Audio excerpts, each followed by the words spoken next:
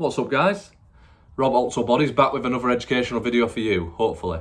Now, I was quite apprehensive whether to make this video or not. I was thinking, will it help anyone? But then it just got me thinking, if it helps just one person change their lifestyle, then it'll be worth doing. It'll be my job well done, hopefully. Hopefully it'll affect a lot more people, or just might help people make better decisions and just be a bit more mindful and think about this sort of thing. So it might trigger a few people, might ruffle a few feathers, but this one's about alcohol.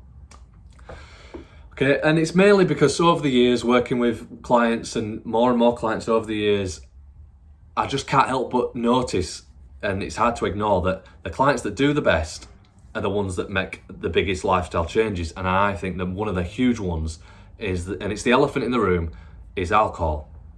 Okay, so let's start with, what is it? Ethanol.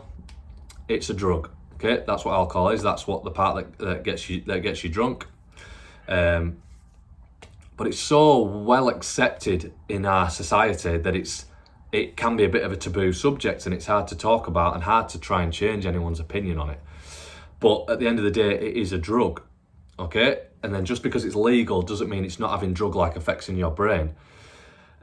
Nicotine, caffeine, alcohol, these are all legal, but they cause super physiological changes in your brain.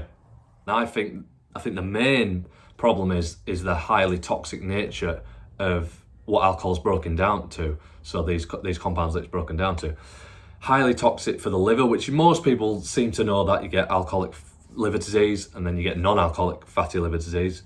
But that seems to be more on the climb, so people are getting it that's not even linked to alcohol. But most people think what's bad about alcohol, I bet a lot of people would say it can affect your liver. But once it overwhelms your liver's capacity to detoxify it, that's when it spills into the bloodstream. The blood has access to every organ, including your brain. So the toxicity just climbs and climbs and climbs. The more intoxicated you get, or over the years, the more damage that the liver takes, the less capacity it has to detoxify this. So it's not just your liver, it's your brain and your whole body, every organ, oxidative stress everywhere. So it's these toxic breakdown products of the alcohol that can cause a lot of damage everywhere.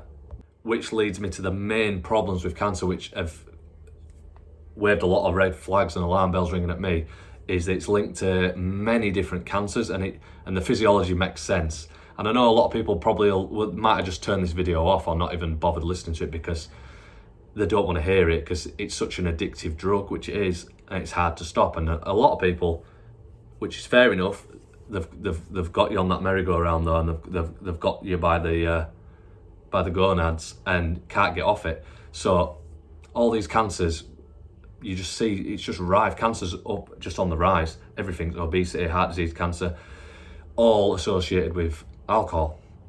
And I think a big one also is mental health disease. So Alzheimer's, dementia.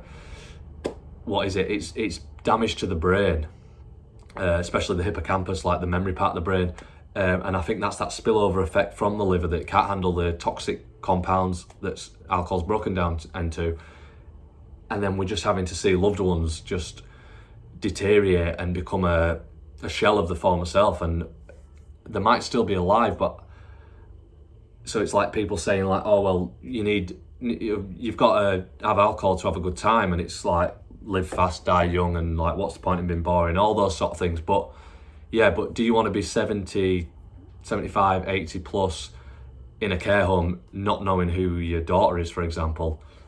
And how horrible is that for them? Do you know, it's more to do with quality of life, not just the quantity. So we're good at keeping people alive, so the age expectancy might be climbing, but look at the poor quality of that. We don't want to see loved ones get to that state. And it's hard to think that far ahead because it's so slowly occurring. You don't just get drunk once and then you end up in a care home. But the same as you don't just have one cigarette and then you've got lung cancer the next day. Do you know, it's a slow burner. But we found out about how bad cigarettes were, and hopefully alcohol and then all these seed oils and bad foods, they'll catch on at some point, who knows when. So don't mean to be so depressing, it's very depressing stuff, but it needs to be said, these are the main things that the drug, and it is a drug, see it as a drug, and I think then you just look at it completely differently. That is the main things that this causes. But also if people aren't as concerned about that, which is fair enough, a lot of people just aren't, they're ideally just not bothered about the health. That's no way sugarcoating it. But I think most clients come to me wanting fat loss, so let's go down that avenue. Alcohol is 7 calories per gram. Fat is 9 calories per gram. Protein and carbs are seen as 4 calories per gram. So it's somewhere in between those two. So it's still calories. So this brings me on to people that a lot of clients might say, like, oh, I'm going out tonight, what shall I do? And usually I just say, would it be out the question not to drink? Very rarely is that taken well. So people might say they're going to stick to gin. So I'll say, okay, you see how you get on. So even when you just have like a clean spirit, maybe not these sugary alcohols, gin, vodka, tequila, you might stick to a pure alcohol. It's still 7 calories per gram. So for a start, from a calorie point of view, you're still ingesting calories. But it's more the knock-on effect of what's happening. Do you get smashed and then at the end of the night, go home and make a salad, which I don't, obviously, if you follow me, you know I don't recommend, but you know, you don't just have a steak. No, the alcohol's effect on the brain, and it's looking like it's in the hypothalamus. It's giving this munchy-like effect. Look how hungry and ravenous you get. You get low blood sugar as well, because it interferes with the liver producing glucose. So you get this ravenous amount that you couldn't normally eat. You're buying pizzas and kebabs and chips and puddings, and you could never eat that all at once if you weren't drunk. So look at the effect it's having on that. So it's not just the calories from the drink, it's the calories that you ingest that night. And then you're hungover the next day. You've spiked all this dopamine. That's why alcohol feels so great and it's so addictive. But what happens then? Previous videos about dopamine, you get what goes up must come down. So you get a dopamine crash. Your baseline level of dopamine has dropped. You feel horrible. That's part of your hangover. You feel like sorry for yourself. You're feeling down. So what do? So this is a Saturday night. You've done that. Sunday afternoon, you've thought, I'm getting back on my diet. By the time it rolls around Sunday evening, your dopamine is still low. How do you spike it? Boom. I'll have a few donuts, I'll have a pizza, I'll have some crisps, I'll have some cookies, I'll have some pancakes, I'll have some pies, blah, blah, blah. These addictive junk foods, which we spoke of before, to bring that dopamine back up. So how hard is it to get back on your diet the next day? It's not just that small 4 to 5 hour window when you're having these, even if it's just gin, for example. It's the knock-on effect of that. It's that night, it's the hunger cravings, the low blood sugar, it's the next morning. And then if you're lucky, Monday you might have that dopamine might have crept back up, and you might have the willpower to start back on your diet again. So hopefully there's enough negative points for just at least one person to maybe consider removing alcohol for at least a larger period of time, which we'll get onto in a minute. But I think the main thing is, this might sound a bit deep and everything, but I think people are funny, attractive to the opposite sex, to the same sex, sexy enough, have much of a personality without alcohol. And I think that's what people use it as in the first place. They use it as a crutch to give them confidence, which is fair enough. How many times would, say, a guy go out and try and find a girlfriend, hit on a girl, for example, while they're sober? Dutch courage, what it's called, you know. It does allow all these things, but I don't think it's worth the negative, and you have to sort of analyse that, look in the mirror and say, is it something I could remove from my life to prevent these long-term things that are highly linked to it, the Alzheimer's, the cancer, the heart disease, and then even if not for that, just for your body composition. So my main message with that is, don't use it as a crutch for the other maybe issues in your that you think you have, maybe with your personality, with your confidence. It's easy me just saying have the self-confidence that you're good looking enough without the alcohol. But I think in the long run, you'll find a person that likes you for who you are. It's getting more lifestyle stuff this now, but address the root cause of why you think you need that to either have a good time, to feel attractive, to feel confident, etc., etc. And a lot of anxiety stuff, which I have gone into before, like to do with like dopamine, low dopamine states and things, is highly linked to diet and lifestyle. So you can go back and watch previous videos about that.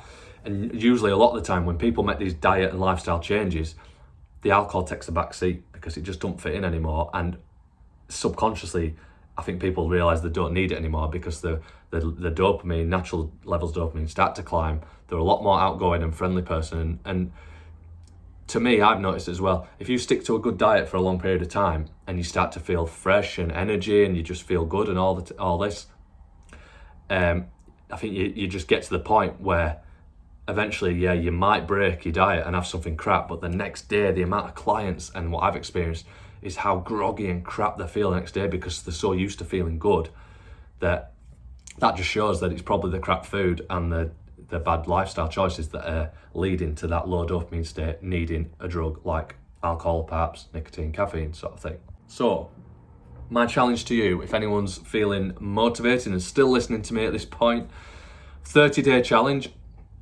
no alcohol, okay? I wouldn't say to a smoker, right, just smoke on a Saturday, okay? Then wait till next Saturday and start smoking again. That's fine, just see if you can do it. The next day, you're gonna be craving so much, in my eyes, unless you've got the iron willpower and you're just a freak, then I think you just have to go cold turkey and cut it out completely. You try and moderate drugs, it doesn't work. No one starts off with smoking 40 a day.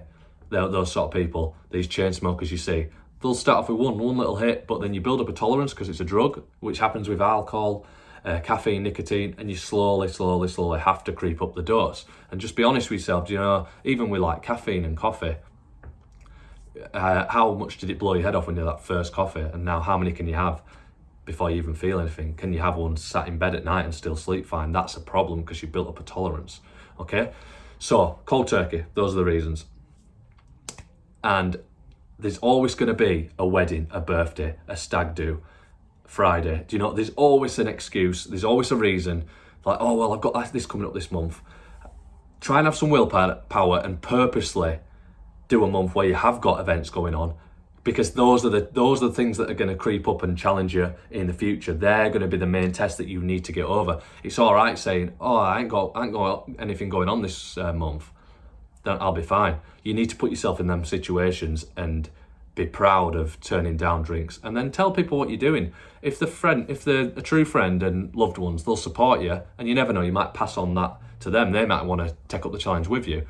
Anyone that says anything negative, majority of the time, I think it's jealousy because they realise they couldn't do it. It sounds harsh, but you don't need people putting you down. You don't need people encouraging you to do it, saying, oh, you can just have one. Just be strong, and people will respect you more if you stand your ground and say, no, I'm okay, thank you. I'm driving tonight. I'm doing this challenge. I'm trying to better myself. You do you. Do you know? It's very hard to do because of peer pressure. In society, we're just designed to work together and as like sort of like a cult, and in your tribe, that's a better way of putting it, and you try and fit in. But if everyone's doing drugs, that doesn't mean you have to, because it just doesn't make sense to me. Okay, so I've rambled on for long enough. No one's probably listening anymore, but if it's helped one person, that's great. If that person can like, share, comment, subscribe to my YouTube, hopefully this has helped someone out. I don't get anything from doing this. I don't get off on talking about it. I feel like if I've learned about a subject and I've got the knowledge and the experience from all these clients, then I feel like I want to help them as well. And I've got paying clients that I feel like hopefully they'll watch this video and that'll motivate them to not just think, oh yeah, well, I'll just stop because Rob said so. Hopefully the way I've gone into detail with things, that might just trigger something in someone's brain. If just by me saying it's a drug, they might think, actually, yeah, maybe I shouldn't be taking drugs every weekend, or for some people it's every night. Because I ask clients on their alcohol intake, and I've had tons of people that seem to drink every night, and it's like, do you want your liver and your brain and your body and all that just circulate all the time? I don't think so, but might sound extreme to a lot of people. But share this with your loved ones. If you've got someone in your life that you think might drink too much, then maybe share this video with them. I expect a lot of rejection. You should too if you're trying to convince anyone, because it is hard. This is how much of a grip that these drugs have on people. Sounds extreme calling it a drug, but it is a drug. Let's be honest. So anyway, hopefully I've helped someone. Thanks for listening, guys. See you later.